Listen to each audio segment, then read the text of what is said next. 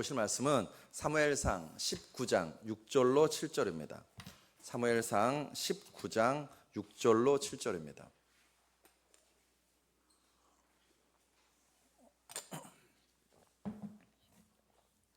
사무엘상 19장 6절로 7절입니다. 제가 읽는 성경 구약성경 441페이지입니다. 사무엘상 19장 6절로 7절. 다 찾으신 것 같으니까는 우리 같이 읽겠습니다. 시작. 사울이 요나단의 말을 듣고 맹세하되 여호와께서 살아계심을 두고 맹세하거니와 그가 죽임을 당하지 아니하리라. 요나단이 다윗을 불러 그 모든 일을 그에게 알리고 요나단이 그를 사울에게로 인도하니 그가 사울 앞에 전과 같이 있었더라. 아멘. 이 말씀에 근거하여서 사무엘상 쉬운 세 번째 시간을 갖도록 하겠습니다. 사무엘상 쉬운 세 번째 시간, 저를 한번 따라하시겠습니다. 변질이냐, 변화냐, 부패냐, 발효냐. 한 번 더요. 변질이냐, 변화냐, 부패냐, 발효냐. 아멘. 오늘 설교를 듣고 여러분 마음이 조금 불편하셨으면 좋겠습니다. 제가 기대하는 건 그겁니다. 그리고 불편함을 넘어서서 뭔가 내 삶에 변화와 돌이킴이 있기를 원합니다. 그런 마음으로 제가 오늘 이 말씀을 여러분하고 같이 좀 나누려고 합니다. 여러분, 지구상에 있는 생명체 중에서 가장 오래 사는 생명체는 나무입니다. 나무예요. 일본에는 7,000살 된 나무가 있답니다. 그리고 미국에는 4,500살 된 나무가 있답니다. 뿐만 아니라 미국에는 만년 된 나무도 있긴 있다고 해요. 근데 그거는 이렇게 나무 한 그루가 아니라 그 나무가 계속 이렇게 씨를 뿌리면서 자라나는 것이기 때문에 그냥 한 그루로 치면은 일본에 7,000살, 미국에 4,500살 된 나무가 있답니다. 나무는 굉장히 오래 삽니다. 근데 그것만 중요하지 않습니다. 나무는 세월 흐를수록, 나이가 들수록 아름다워집니다. 장엄해집니다. 웅장해집니다. 그렇지 않나요? 여기 인천동원에 가도요, 굉장히 큰 은행나무 한 그루 혹시 서 있는 거 여러분 아시나요? 저도 이제 목사님들이 가자고 해서 가봤더니 정말 큰 은행나무 한 그루가 그 인천동원 옆에 서 있더라고요. 나무는 나이가 들수록, 세월이 흐를수록 아름답고 웅장하고 멋있습니다. 그런데 사람은 그런가요? 개가 그런가요? 또는 동물의 왕 사자가 그런가요? 사람도, 강아지도, 사자도 나이가 들고 세월이 흐르면 약해집니다. 취해집니다. 뭔가 힘이 없어집니다. 그런데 나무는 그렇지 않습니다. 세월 흐를수록 웅장하고 멋있고 아름다워집니다.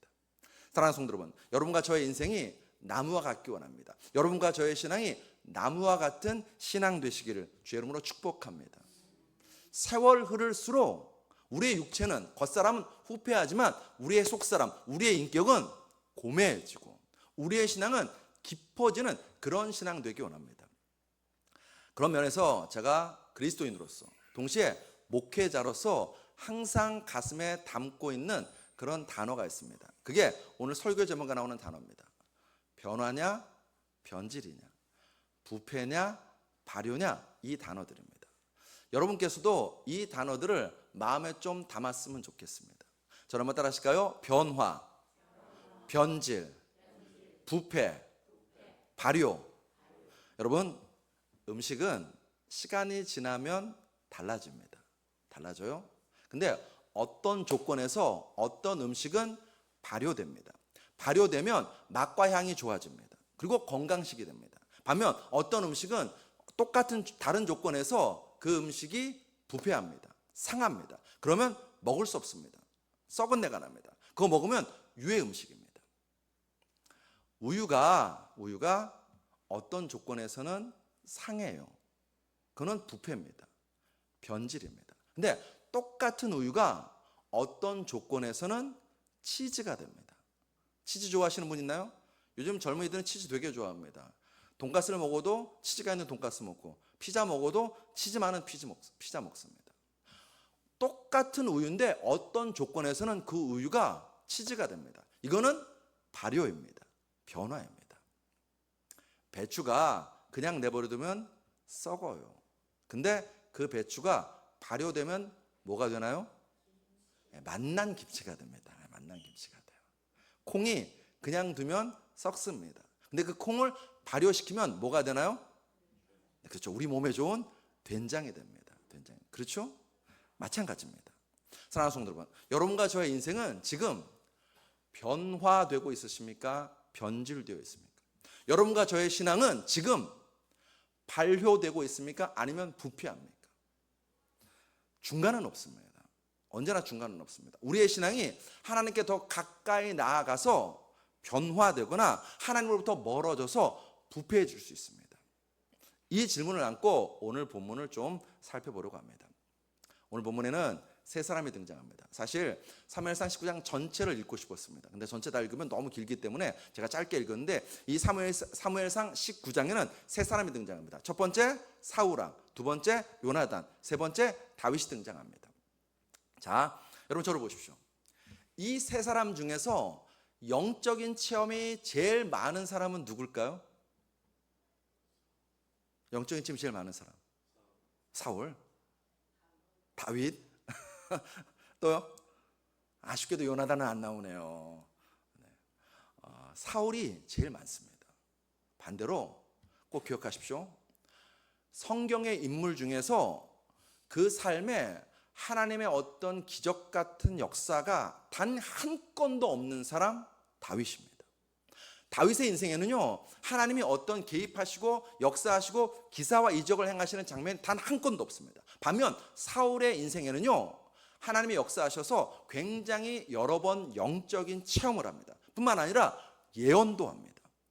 왕이 되기 전 사울은 영적인 체험을 하고 예언을 합니다. 사무엘상 10장 10절에 그들이 산에 이를 때에 선지자의 무리가 그를 영접하고 하나님의 영이 사울에게 크게 임함으로 그가 그들 중에서 예언을 하니. 왕이 되기 전 영적 체험을 했습니다. 예언을 합니다.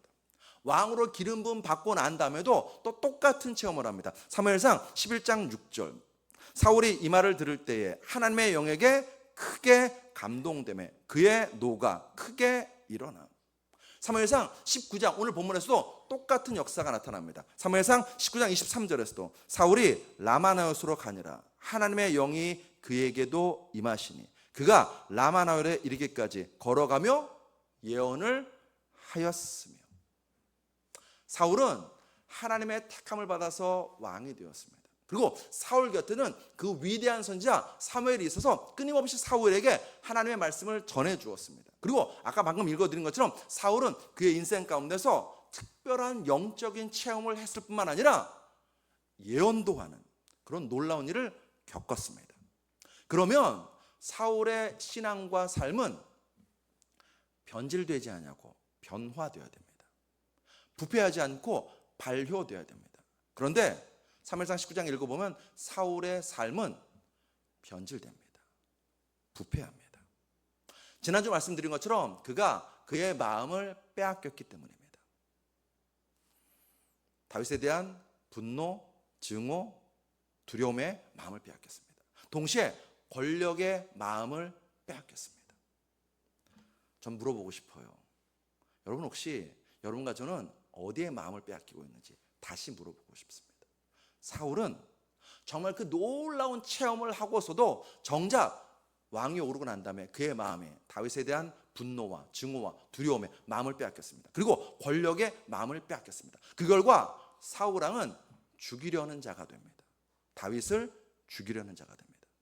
반면 그의 아들 요나단은 살리려는 자가 됩니다. 그리고 다윗은 도망가는 자가 됩니다. 사무엘상 19장을 한 세 단어로 요약하면 딱 이겁니다. 살리려는 자, 죽이려는 자, 살리려는 자, 도망가는 자. 이게 사무엘상 19장의 정리입니다. 자, 먼저 살리려는 자부터 생각해 보기 원합니다. 사랑하는 성도 여러분, 여러분과 저는 어디에 있든지 간에 살리려는 자가 되시길 주의 이름으로 축복합니다. 가정에서도, 교회에서도, 일터에서도 여러분과 제가 누군가를 살리는 자가 되기 원합니다.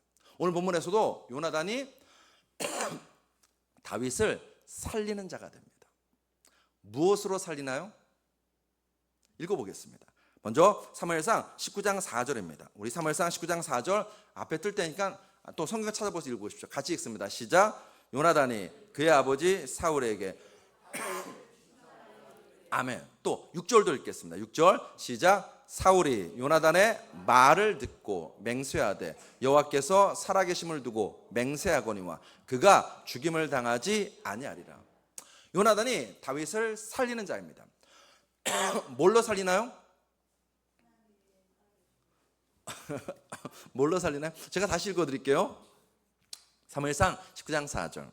요나단이 그의 아버지 사울에게 다윗을 칭찬하여 이르되. 칭찬한다는 게 뭐죠? 좋게 말하는 거예요. 자, 6절에 다시 보시면 사울이 뭘 듣고요? 요나단의 말을 듣고. 요나단은 다윗을 살리는 자입니다. 어떻게 살리는가? 말로 살립니다. 말로 살립니다.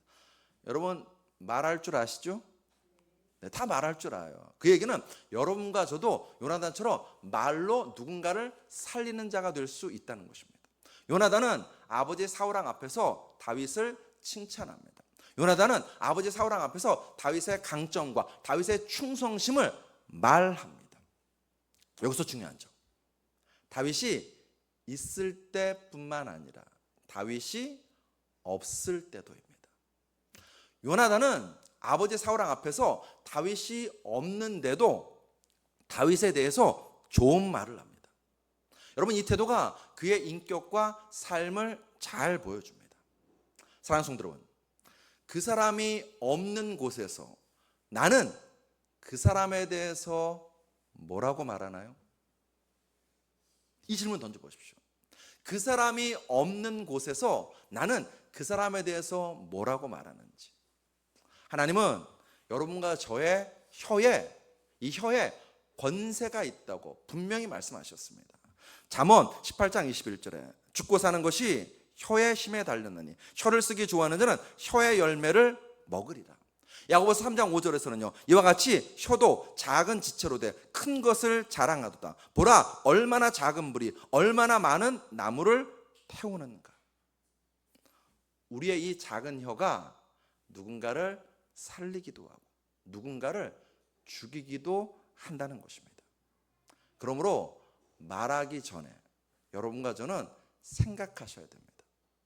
내가 할 말이, 내가 지금 입으로 나오는 이 말이 진실한가? 도움이 되는가? 영감을 주는가?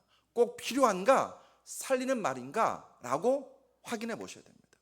사랑하는 성도 여러분, 부정적인 입술이 아니라 긍정적인 입술, 분노의 입술이 아니라 격려와 칭찬의 입술, 남을 죽이는 입술이 아니라 복음을 전하는 입술이 여러분과 저의 입술 되시길 주의 이름으로 축복합니다. 자신의 입술을 제어할 줄 아는 그리스도인이 되기 원합니다. 조선시대에 수많은 나라에서 수많은 선교사들이 우리나라에 왔습니다. 그리고 그 선교사님들이 조선 사람들을 만났습니다. 미국에서 온 선교사, 영국에서 온 선교사 다 다릅니다. 남자 선교사, 여자 선교사 다 다릅니다. 20대도 있고 30대도 있고 다 다릅니다. 그런데 놀라운 사실은 국적도 다르고 피부색도 다르고 배운 것도 다른 그 선교사님들이 조선 사람을 만나고 난 다음에 똑같은 이야기를 했어요. 뭐라고 했을까요? 조선 사람들은 왜 이렇게 남의 말하기를 좋아하죠? 조선 사람들은 왜 이렇게 남의 뒷담화를 좋아하죠? 이 얘기입니다. 남에 대해서 안 좋게 말한다는 것입니다. 조선 사람들은 둘만 모여도 남의 말하기를 너무너무 좋아한다는 것입니다. 여러분 뒷담화는요 화살이라고 생각하시면 맞습니다. 화살 반드시 날아가. 그 사람 못 듣겠지? 아니요, 듣습니다. 반드시 날아가 그 사람의 가슴에 꽂힙니다. 한 번 꽂힌 화살은요 다시 회수할 수 없습니다. 사랑하는 성도 여러분, 뒷담화하는 입이 아니라 뒷덕담을 하는 우리의 입술 되시길 주의 이름으로 축복합니다. 저를 한번 따라 하실까요? 뒷담화하지 말고 뒷덕담을 하자. 또 제가 참 좋아하는 말이 있습니다. 저를 한번 따라 하시겠습니다. 그가 있을 때 그를 존중하고, 그가 없을 때 그를 칭찬하고, 그가 괴로울 때 그를 도와주라. 여러분과 저의 입술이 이 입술 되기 원합니다. 그가 있을 때 그를 존중하고, 그가 없을 때 그를 칭찬하고, 그가 괴로울 때 그를 도와주는 사람 되었으면 좋겠습니다. 아유 목사님, 근데 살아가다 보면 나한테 욕하는 사람 있잖아요. 말도 안 되는 것으로 나를 험담하는 사람 있잖아요. 그럴 수 있습니다. 그때 여러분과 저는요, 예수님을 기억하는 것입니다. 베드로후서 2장 23절 우리 한번 같이 읽겠습니다. 같이 읽습니다. 시작. 욕을 당하시되 맞대어 욕하지 아니하시고, 고난을 당하시되 위협하지 아니하시고, 오직 공의로 심판하시는 이에게 부탁하시며. 아멘. 욕을 당하셨어요. 욕 먹었어요. 근데 예수님 어떻게 하셨어요? 맞대어서 똑같이 욕하지 않으셨답니다. 그럼 어떻게 하셨는가? 전 뒷구절이 참 마음에 들어요. 오직 공의로 심판하시는 이에게 부탁하시며. 오직 공의로 심판하시는 이가 누굽니까? 하나님입니다. 이때는요, 하나님을 사랑의 하나님이라고 말하지 않아요. 그래서 제가 참 마음에 듭니다. 오직 공의로 심판하시는 이에게 말하는 거예요. 하나님, 흔쾌히 내 욕하고 다니네요. 미안해요. 그러진 않을 거예요. 얘기하는 거예요. 얘기하는 겁니다. 흔춘의 멱살을 붙잡고 할 필요 없어요. 그거보다 더 좋은 게 뭐냐고요? 오직 공의로 심판하시는 이에게 말씀드리는 것입니다. 사랑하는 성도 여러분, 여러분과 저의 입술이 살리는 입술 되기 원합니다. 살리는 말은 반드시 내게 돌아옵니다. 다시요? 살리는 말은 누구한테 돌아온다고요? 내게 돌아옵니다. 사무엘상 끝에 보면요, 사울 왕가가 완전히 망합니다. 그리고 다윗이 왕이 됩니다. 거기서 끝나는가? 아닙니다. 거기서 끝이 아니었습니다. 그 순간 갈라디아서 6장 7절의 법칙이 사울의 집안에 작동합니다. 여러분, 갈라디아서 6장 7절의 법칙이 뭔지 아시나요? 저를 따라 하시겠습니다. 심은 대로 거두는 법칙. 한번 읽어볼까요? 갈라디아서 6장 7절 같이 읽습니다. 시작. 스스로 속이지 말라. 하나님은 업신여김을 받지 아니하시나니 사람이 무엇으로 심든지 그대로 거두리라. 요나단이 살리는 말을 심었습니다. 열심히 살리는 말을 심었습니다. 이제 심은 대로 거둡니다. 사울왕 죽었습니다. 요나단도 죽었습니다. 그런데 그 심은 말이 싹이 나서 다시 사울 집안을 살리는 역사가 일어납니다. 사무엘하 9장 1절에 보시면 다윗이 이르되 사울의 집에 아직도 남은 사람이 있느냐? 내가 요나단으로 말미암아 그 사람에게 은총을 베풀리라 하니라. 다윗이 왕이 된 다음에 요나단을 기억합니다. 그리고 그의 집안을 다시 살립니다. 그래서 그 혜택을 누가 보느냐? 요나단의 아들 무비보셋이 봐요. 여러분 꼭 기억하십시오. 여러분과 제가 기도를 심었습니다. 그 기도가 그냥 날아갈까요? 내 대 안 이루어지면 반드시 자녀들이 그 기도의 덕을 봅니다. 여러분과 제가 살리는 말을 심었습니다. 내 대 아무런 일이 안 일어난다고? 아니요, 그렇지 않습니다. 그 말 반드시 우리의 자녀들이 거둡니다. 사무엘하 9장 7절을 보십시오. 다윗이 그에게 이르되, 그란 무비보셋을 말합니다. 요나단의 아들 무비보셋을 불러서 다윗에게 말합니다. 다윗이 그에게 이르되 무서워하지 말라. 내가 반드시 내 아버지 요나단으로 말미암아 내게 무비보셋 내게 은총을 베풀리라. 내가 내 할아버지 사울의 모든 밭을 다 내게 도로 주겠고 또 너는 항상 내 상에서 떡을 먹을지니라 하니. 요나단이 살리는 말을 심었더니 그 아들 무비보셋이 30배, 60배, 100배로 복을 받는 그 은혜를 거두었습니다. 그러므로 사랑하는 성도 여러분, 다시 강조합니다. 여러분과 저는 살리는 사람, 살리는 말하는 사람, 그런 신앙인 되시길 주의 이름으로 축복합니다. 이제 두 번째, 죽이려는 자에 대해 살펴보십시다. 사울왕이 다윗을 죽이려고 합니다. 이게 참 바보 같습니다. 바보 같아요. 여러분 기억하실지 모르겠는데 사무엘상 우리 앞에 공부한 게 이제 오래되어서 기억할지 모르겠는데 다윗이 사울의 그 왕조에서 맡은 직분이 뭐였는지 혹시 기억나시나요? 맡은 직분이 그 왕조에서 군대 장관 기억나시나요? 여기선 끄덕여야 되는데 다윗이 사울 왕조에서 맡은 직분이 뭐였냐면 맨 처음에는 밑바닥에서 이렇게 차근차근 올라갔어요. 그래서 어디까지 올라가느냐? 사울 왕의 군대 장관까지 올라갔습니다. 그 말은 다윗은 가는 곳마다 사울 왕에게 승리를 가져다주는 장수였습니다. 그리고 블레셋이 가장 두려워하는 사람이 누구였냐면 다윗이었습니다.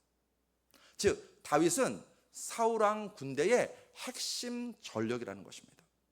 그런데 그런 다윗을 사울 왕은 죽이려고 합니다.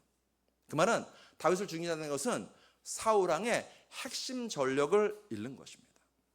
근데 사울 왕 그 생각을 못해요. 무슨 얘기냐면 그 다음을 보지 못해요. 여러분 이게 죄의 속성입니다. 다시요. 사울이 다윗을 잃었을 때 자기 왕조에 무슨 일이 닥칠지를 보지 못해요. 달리 말하면 그 다음을 보지 못합니다. 이게 죄의 속성입니다. 하나 더 해볼까요? 다윗은 사울의 사위입니다. 아시죠? 누구랑 결혼했나요? 미갈은 누군가요? 사울의 딸입니다. 자, 자기의 딸이 다윗과 결혼했습니다. 그런데 그런 다윗을 지금 죽이려고 합니다. 그 얘기는 무슨입니까? 다윗이 일찍 죽으면은 자신의 딸 미갈도 일찍 청산과부가 되는 것입니다. 더구나 아버지가 내 남편을 죽였다고 생각해 보십시오. 그 아버지에 대한 상처가 얼마나 크겠습니까? 그런데 사울 왕은 다윗을 죽이기에 혈안이 되어 있어서 그 다음을 보지 못합니다. 이게 죄의 무서움입니다. 제가 죄를 짓는 순간 여러분과 저는요 당장 그 눈앞에 있는 그것만 보게 된다는 것입니다. 죄를 짓는 순간 여러분과 저는요 그 다음을 보지 못하게 됩니다. 여러분 누구보다도 사실 다윗을 사랑했던 사람은요 사울 왕입니다. 사울 왕은 다윗을 정말 아꼈습니다. 사무엘상 16장 21절에 보시면은 다윗이 사울에게 이르러 그 앞에 모셨음에 사울이 그를 크게 사랑하여 자기의 무기를 드는 자로 삼고. 그냥 사랑했다고 나오지 않습니다. 크게 사랑했다고 나옵니다. 그런데 여인들의 노래소리를 듣고 사울 왕은 시기심에 사로잡힙니다. 마음을 빼앗기자 그는 죄의 유혹에 넘어갑니다. 다윗을 죽이기에 급급합니다. 당장 다윗 죽여야만이 내가 살 것 같습니다. 그런데 그 다윗을 잃었을 때에 어떤 일이 벌어질지 그 다음을 보지 못해요. 그리고 죄 짓기에 혈안이 되어 있습니다. 여러분과 제가 죄의 눈이 가려지면 그 다음 보지 못합니다. 사울만 그럴까요? 제가 지금부터 평소 안 하던 설교를 좀 불편한 설교 하겠습니다. 사울만 그럴까요? 주일 예배 한번 빼먹을 수 있지? 성경 너무 어려워. 잘 모르겠어. 덮어버립니다. 기도 내일부터 하면 되지. 또 내일 되면 기도 내일부터 하면 되지. 요즘 같은 시대에 11조 안 드릴 수 있지. 우리 그런 생각합니다. 여러분 제가 아주 신앙의 기본적인 것만 지금 말씀드린 거예요. 그래도 되나요? 그럴 수 있나요? 그래도 별일 없죠? 근데 별일 없어요. 그러니까 우리는 그렇게 살아요. 그렇게 살아요. 여기에 이제 문제입니다. 그래도 별일이 없어요. 그냥 살아요. 근데 진짜 별일 없을까요? 다윗이 밧세바와 간음합니다. 별일 있었나요? 없었어요. 다윗이 충신 우리아를 죽입니다. 별일 있었나요? 없었어요. 그때는 없었습니다. 그때는 없었어요. 그 몇 개월 사이 동안 없었어요. 밧세바와 간음하고 난 다음에도 몇 개월 동안 어쩌면 1년 가까이는요 별일 없었습니다. 없었어요. 그게 사무엘하 11장의 모습입니다. 근데 여러분 이제 우리가 나중에 공부할 텐데 사무엘하 12장부터 읽어보십시오. 자, 다윗이 사무엘하 11장에서 간음했어요. 성적 타락했습니다. 살인을 저질렀습니다. 다시요. 다윗이 사무엘하 11장에서 성적 타락했습니다. 간음했습니다. 이때는 별일 없었습니다. 그런데 사무엘하 12장부터 다윗의 인생 후반부를 봐보십시오. 첫 번째, 밧세바와 낳은 아이가 죽어요. 한 1년 내지는 1년 한 1년 정도 되겠네요. 1년 있다가 그 아이가 죽어요. 뿐입니까? 다윗의 아들 암논이 배다른 여동생 다말을 성폭행해요. 죽음이 있습니다. 간음이 있습니다. 여기서 끝나지 않습니다. 암논이 배다른 여동생 다말을 성폭행한 것 때문에 다말의 오라버니 압살론이 여기에 원한을 품고서는 때를 기다립니다. 때를 기다렸다가 그 왕자들을 죽여요. 또 죽음이 벌어집니다. 그리고 아버지 다윗 왕에 대해서 반역을 일으킵니다. 여기까지 끝나지 않습니다. 그 아들 압살론이 다윗 왕궁에 가서 그 왕궁에 남겨진 후궁들과 공개적인 자리에서 동침하는 천인 무도할 짓을 합니다. 아버지 다윗이 사무엘하 11장에서 성적 타락했습니다. 살인을 저질렀습니다. 분명 그때는 별일이 없었습니다. 그런데 그 자녀 때에 가니까 똑같은 일이 반복됩니다. 여러분 아까 말씀드렸죠. 요나단이 살리는 말을 심었더니 그 자녀들이 그거 거두었다고. 여러분과 제가 지금 무엇을 심고 있습니까? 여러분과 제가 지금 무엇을 하고 있습니까? 그것이 내 대에 거두지 않으면 자녀 때 거둘 수 있다니까요. 다윗의 이 사건 때문에요, 다윗 가정은 개판됩니다. 여러분, 그 시작은 지극히 작은 사건이었습니다. 지극히 작은 사건.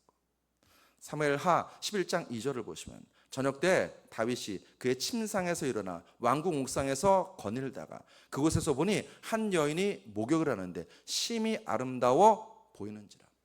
전쟁 중이었습니다. 그런데 다윗은 왕이라고 안 나갔습니다. 침상에서 빈둥빈둥 대다가 저녁 늦게 일어났습니다. 늦게 일어나서 왕궁 옥상에서 보니까 저 멀리 한 여인이 목욕하는 게 보입니다. 정욕에 휩싸입니다. 정욕에 휩싸이자 다윗은 사울왕처럼 그 다음을 보지 못합니다. 밧세바와 간음합니다. 여러분 그때 다윗은요, 이 밧세바가 누구의 아내인지를 알았다니까요. 알았는데 죄의 눈이 가려지니까 그 다음이 안 보여요. 안 보이고 밧세바와 간음합니다. 간음하는 것은 어떻습니까? 충신 우리아를 죽입니다.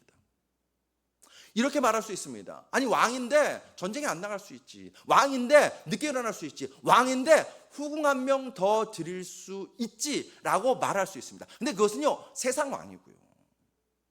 사람들은 그럴 수 있어. 그 정도 해도 되지. 왕인데 왜 그거 못하겠어? 라고 말합니다. 그런데 여러분과 저는 다르다니까요. 그 작은 틈이 우리를 변질시킵니다. 그 작은 틈이 우리를 부패시킵니다. 다윗도 부패시키고 변질시켰습니다. 그래서 다윗 가정을 엉망진창으로 만들었다니까요. 사랑하는 성도 여러분, 이게 죄의 무서움이고 죄의 파괴력입니다. 죄는 아무리 작은 것이라도 그 죄의 유혹에 넘어가면 우리로 하여금 그 다음을 보지 못하게 합니다. 아니 정확히 말하면 우리의 다음을 망칩니다. 우리를 죽이는 자 만들고 우리 스스로를 죽입니다.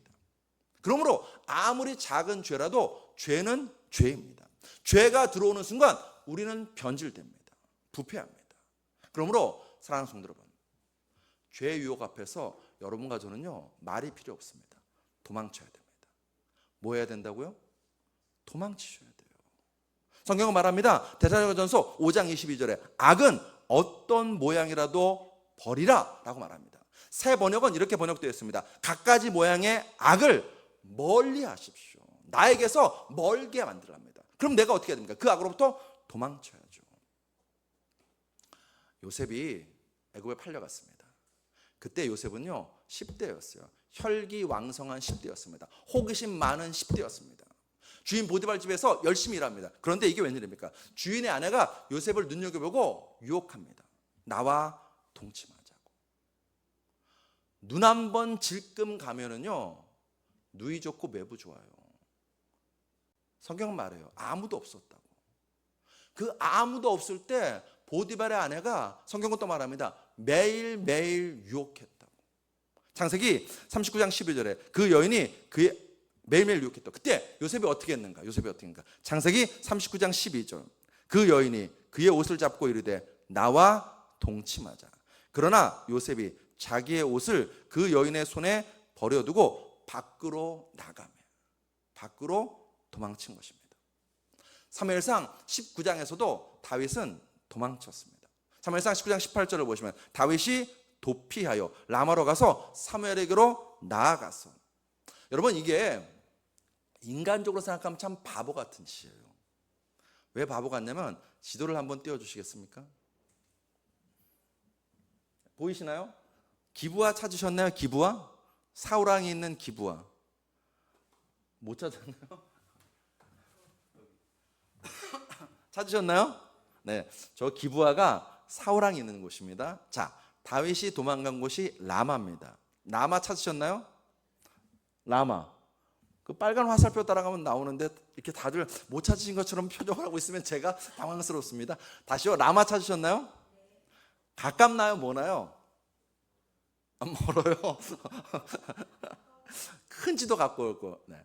여러분 눈에 잘 띄라고 제가 작은 지도, 이렇게 저기를 이렇게 초점한 지도를 갖고 왔는데, 기브아에서 라마까지는 겨우 3km밖에 안 됩니다. 3km밖에 안 돼요.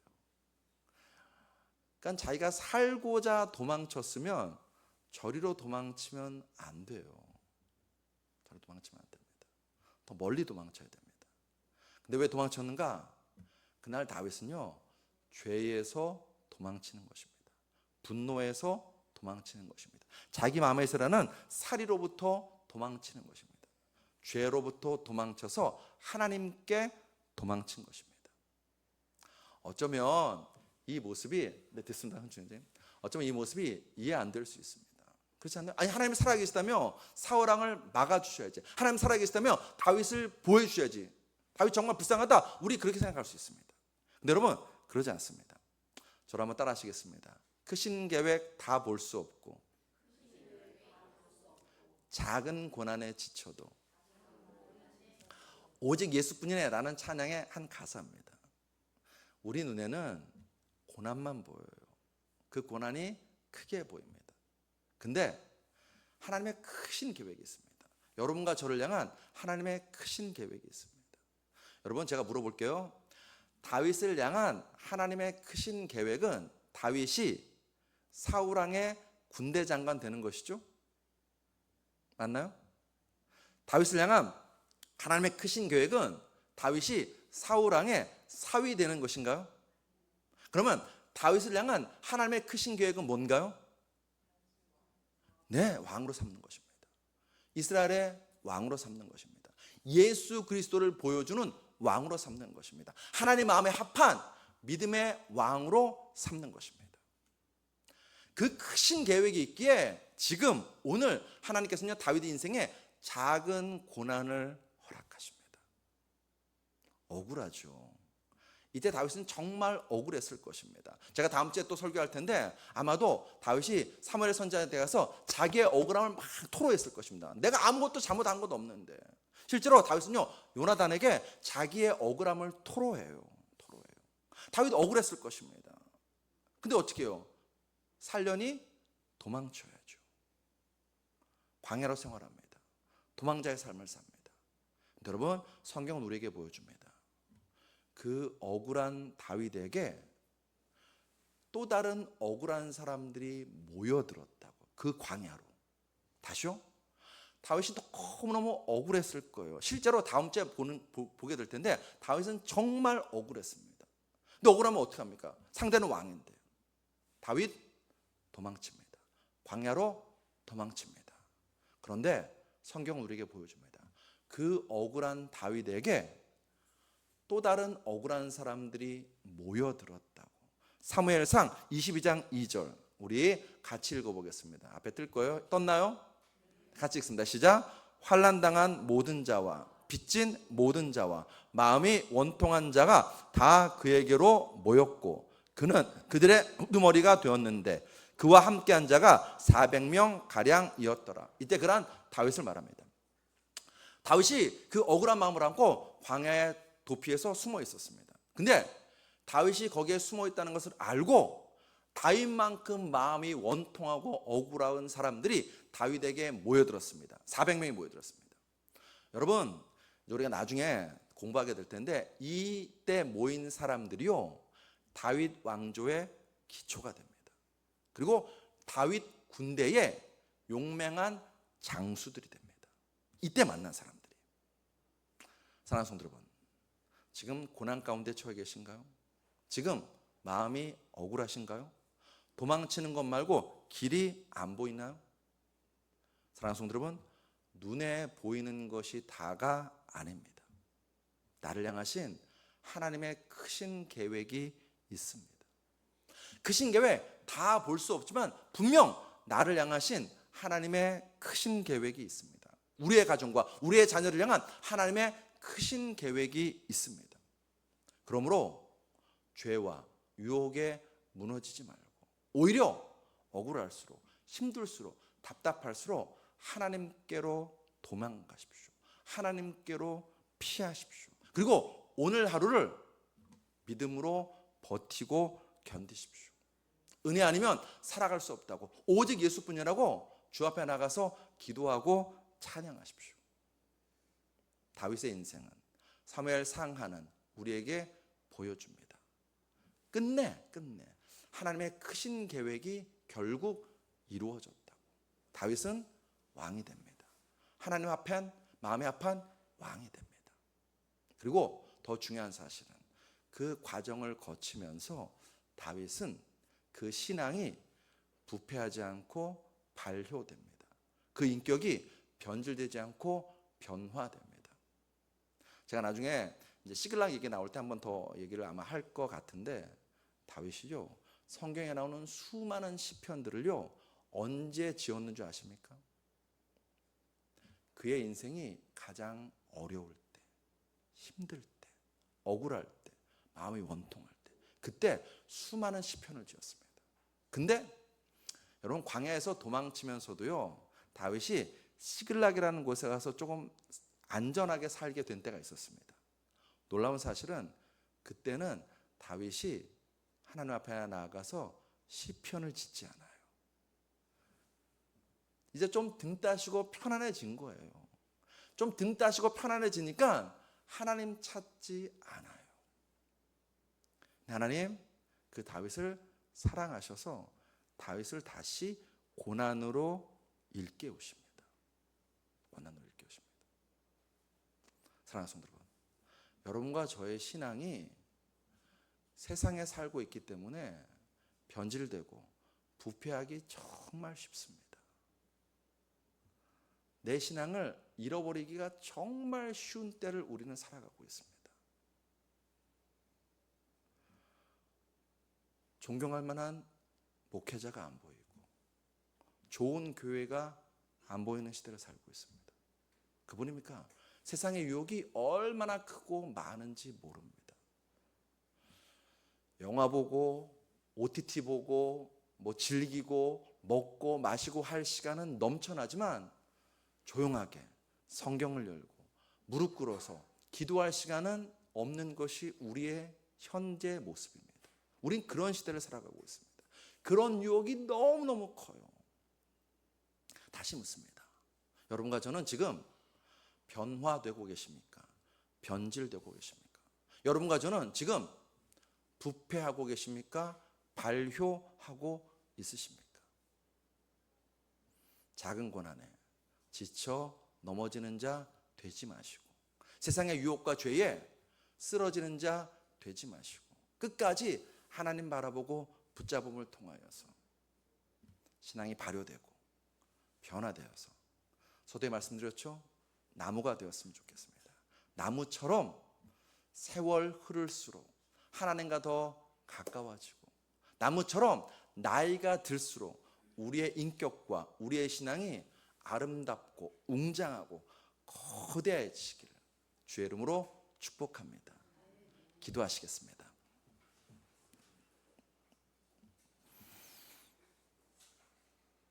하나님, 정말 예수 잘 믿기 원합니다.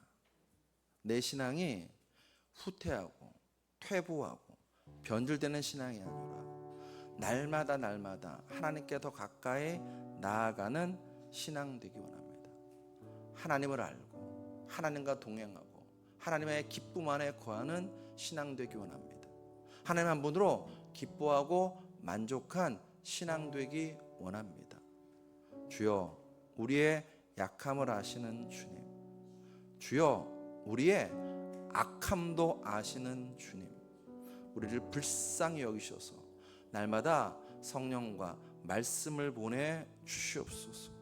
그래서 우리를 기도의 자리로 초청해 주시옵소서. 우리를 말씀의 장으로 불러 주시옵소서.